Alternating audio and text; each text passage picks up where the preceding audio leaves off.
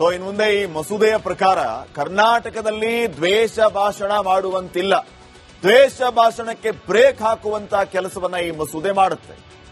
ಇನ್ನ ಇದರ ಜೊತೆಗೆ ಧರ್ಮವನ್ನ ಇಟ್ಕೊಂಡು, ಜನಾಂಗವನ್ನ ಇಟ್ಕೊಂಡು, ಜಾತಿಗೆ ಹಾನಿ ಮಾಡುವಂತಹ ಮಾತುಗಳನ್ನ ಆಡುವಂತಿಲ್ಲ ಈ ಮಸೂದೆಯ ಪ್ರಕಾರ. ಹಾಗೇನೆ ಲಿಂಗ, ಲೈಂಗಿಕ ದೃಷ್ಟಿಕೋನ, ಜನ್ಮಸ್ಥಳ, ಭಾಷೆ, ನಿವಾಸ ಈ ವಿಚಾರಗಳನ್ನು ಇಟ್ಕೊಂಡು ಕೂಡ ಸಮಾಜದ ಸ್ವಾಸ್ಥ್ಯವನ್ನ ಹಾಳು ಮಾಡುವಂತಿಲ್ಲ. ಅಗೇನ್ ದ್ವೇಷ ಭಾಷಣದ ಮಾತುಗಳು, ದ್ವೇಷದ ಮಾತುಗಳನ್ನು ಆಡುವಂತಿಲ್ಲ. ಜನ್ಮಸ್ಥಳ ಅಂತಂದ್ರೆ ಹುಟ್ಟಿದಂತಹ ಪರ್ಟಿಕ್ಯುಲರ್ ಏರಿಯಾಗಳನ್ನ ಇಟ್ಕೊಂಡು ಟೀಕೆ ಮಾಡುವಂತ ಕೆಲಸ ಆಗ್ತಾ ಇರುತ್ತೆ. ಅವರು ಮನೆಗಳು, ಮನೆತನದ ಹೆಸರುಗಳು, ಭಾಷೆಯ ವಿಚಾರಗಳು ಇವೆಲ್ಲವನ್ನ ಇಟ್ಕೊಂಡು ಪ್ರವೋಕ್ ಮಾಡುವಂತ ಕೆಲಸ ಆಗುತ್ತೆ. ಅದು ಆಗಕೂಡುದು ಈ ಮಸೂದೆಯ ಪ್ರಕಾರ. ಅಂಗವೈಕಲ್ಯ, ಬುಡಕಟ್ಟುಗಳಿಗೆ ಮಾತಿನಿಂದಲೇ ಹಾನಿ ಮಾಡುವ ಕೆಲಸ ಯಾವುದೇ ಕಾರಣಕ್ಕೂ ಆಗಕೂಡುದು. ದ್ವೇಷಕ್ಕೆ ಪ್ರೇರೇಪಣೆ ನೀಡುವಂತ ಮಾತಾಡೋದು ಕೂಡ ಅಪರಾಧ ಆಗತ್ತೆ. ನಿರ್ದಿಷ್ಟ ಗುಂಪಿನ ವಿರುದ್ಧ ಆಕ್ರಮಣಕಾರಿ ಭಾಷೆಯನ್ನ ಬಳಕೆ ಮಾಡಿದರೆ ಅದು ಅಪರಾಧ. ದ್ವೇಷವನ್ನ ಪ್ರಚಾರ ಮಾಡೋದು ಕೂಡ ಅಪರಾಧವಾಗುತ್ತೆ.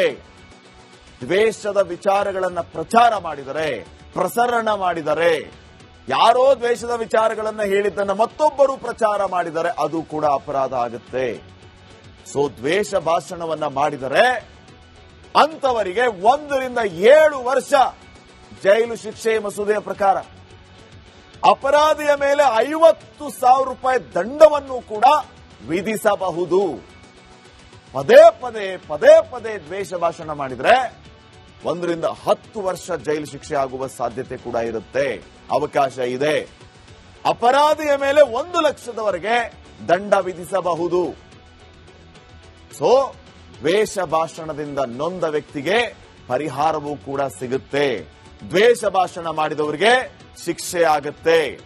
ದ್ವೇಷ ಭಾಷಣವನ್ನ ಮಾಡಿದರೆ ಪೊಲೀಸರೇ ಕೇಸ್ ದಾಖಲಿಸ್ಕೋತಾರೆ.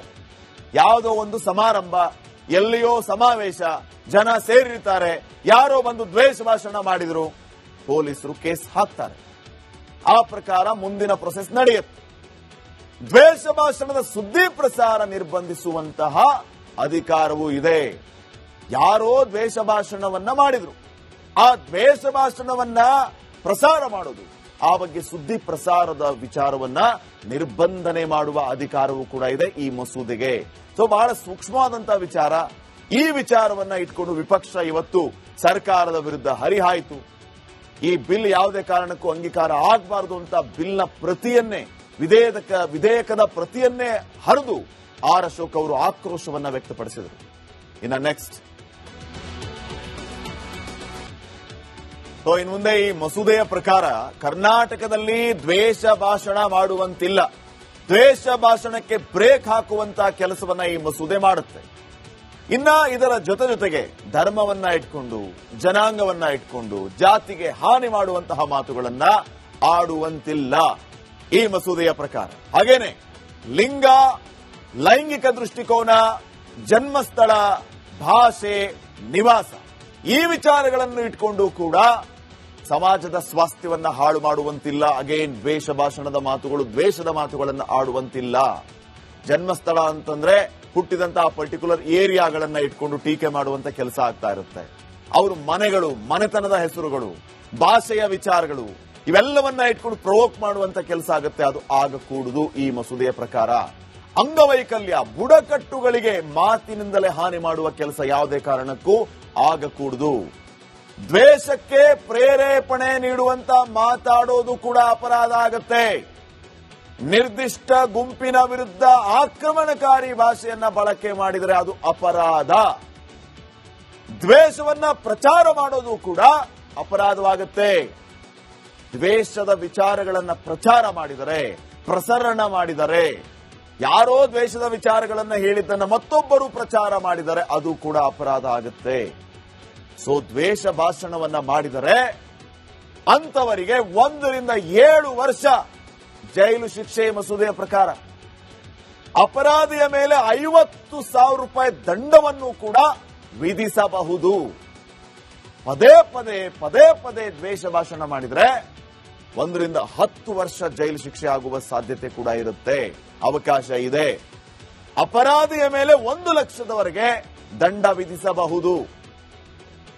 ಸೊ ದ್ವೇಷ ಭಾಷಣದಿಂದ ನೊಂದ ವ್ಯಕ್ತಿಗೆ ಪರಿಹಾರವೂ ಕೂಡ ಸಿಗುತ್ತೆ. ದ್ವೇಷ ಭಾಷಣ ಮಾಡಿದವರಿಗೆ ಶಿಕ್ಷೆ ಆಗುತ್ತೆ. ದ್ವೇಷ ಭಾಷಣವನ್ನ ಮಾಡಿದರೆ ಪೊಲೀಸರೇ ಕೇಸ್ ದಾಖಲಿಸ್ಕೋತಾರೆ. ಯಾವುದೋ ಒಂದು ಸಮಾರಂಭ, ಎಲ್ಲಿಯೋ ಸಮಾವೇಶ, ಜನ ಸೇರಿರ್ತಾರೆ, ಯಾರೋ ಬಂದು ದ್ವೇಷ ಭಾಷಣ ಮಾಡಿದ್ರು, ಪೊಲೀಸರು ಕೇಸ್ ಹಾಕ್ತಾರೆ. ಆ ಪ್ರಕಾರ ಮುಂದಿನ ಪ್ರೊಸೆಸ್ ನಡೆಯುತ್ತೆ. ದ್ವೇಷ ಭಾಷಣದ ಸುದ್ದಿ ಪ್ರಸಾರ ನಿರ್ಬಂಧಿಸುವಂತಹ ಅಧಿಕಾರವೂ ಇದೆ. ಯಾರೋ ದ್ವೇಷ ಭಾಷಣವನ್ನ ಮಾಡಿದ್ರು, ಆ ದ್ವೇಷ ಭಾಷಣವನ್ನ ಪ್ರಸಾರ ಮಾಡೋದು, ಆ ಬಗ್ಗೆ ಸುದ್ದಿ ಪ್ರಸಾರದ ವಿಚಾರವನ್ನ ನಿರ್ಬಂಧನೆ ಮಾಡುವ ಅಧಿಕಾರವೂ ಕೂಡ ಇದೆ ಈ ಮಸೂದೆಗೆ. ಸೊ ಬಹಳ ಸೂಕ್ಷ್ಮವಾದಂತಹ ವಿಚಾರ.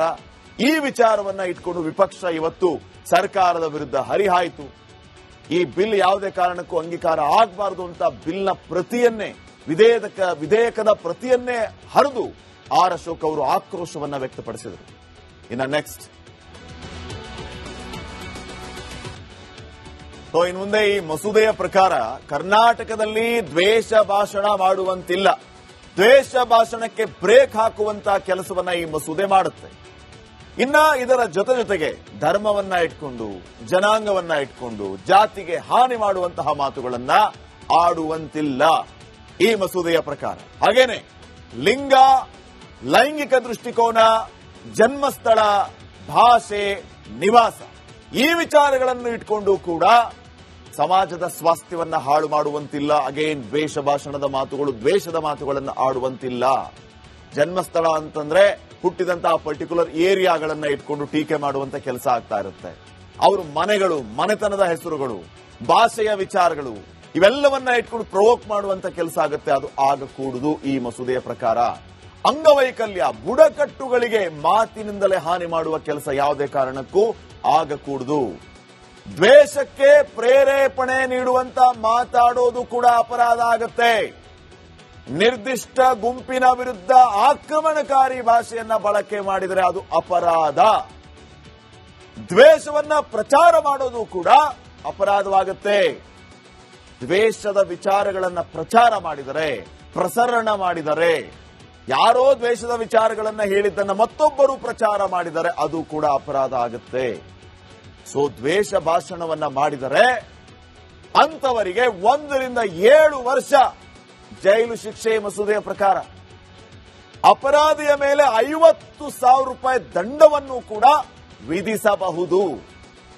ಪದೇ ಪದೇ ದ್ವೇಷ ಭಾಷಣ ಮಾಡಿದರೆ 1 ರಿಂದ 10 ವರ್ಷ ಜೈಲು ಶಿಕ್ಷೆ ಆಗುವ ಸಾಧ್ಯತೆ ಕೂಡ ಇರುತ್ತೆ, ಅವಕಾಶ ಇದೆ.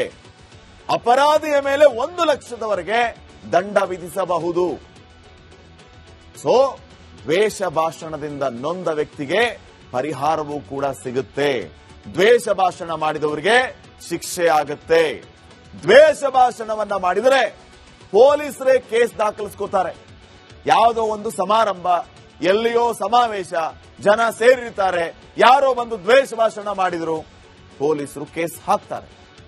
ಆ ಪ್ರಕಾರ ಮುಂದಿನ ಪ್ರೊಸೆಸ್ ನಡೆಯುತ್ತೆ. ದ್ವೇಷ ಭಾಷಣದ ಸುದ್ದಿ ಪ್ರಸಾರ ನಿರ್ಬಂಧಿಸುವಂತಹ ಅಧಿಕಾರವೂ ಇದೆ. ಯಾರೋ ದ್ವೇಷ ಭಾಷಣವನ್ನ ಮಾಡಿದ್ರು, ಆ ದ್ವೇಷ ಭಾಷಣವನ್ನ ಪ್ರಸಾರ ಮಾಡೋದು, ಆ ಬಗ್ಗೆ ಸುದ್ದಿ ಪ್ರಸಾರದ ವಿಚಾರವನ್ನ ನಿರ್ಬಂಧನೆ ಮಾಡುವ ಅಧಿಕಾರವೂ ಕೂಡ ಇದೆ ಈ ಮಸೂದೆಗೆ. ಸೊ ಬಹಳ ಸೂಕ್ಷ್ಮವಾದಂತಹ ವಿಚಾರ. ಈ ವಿಚಾರವನ್ನ ಇಟ್ಕೊಂಡು ವಿಪಕ್ಷ ಇವತ್ತು ಸರ್ಕಾರದ ವಿರುದ್ಧ ಹರಿಹಾಯಿತು. ಈ ಬಿಲ್ ಯಾವುದೇ ಕಾರಣಕ್ಕೂ ಅಂಗೀಕಾರ ಆಗಬಾರದು ಅಂತ ಬಿಲ್ನ ಪ್ರತಿಯನ್ನೇ, ವಿಧೇಯಕದ ಪ್ರತಿಯನ್ನೇ ಹರಿದು ಆರ್ ಅಶೋಕ್ ಅವರು ಆಕ್ರೋಶವನ್ನ ವ್ಯಕ್ತಪಡಿಸಿದರು. ಇನ್ನು ನೆಕ್ಸ್ಟ್,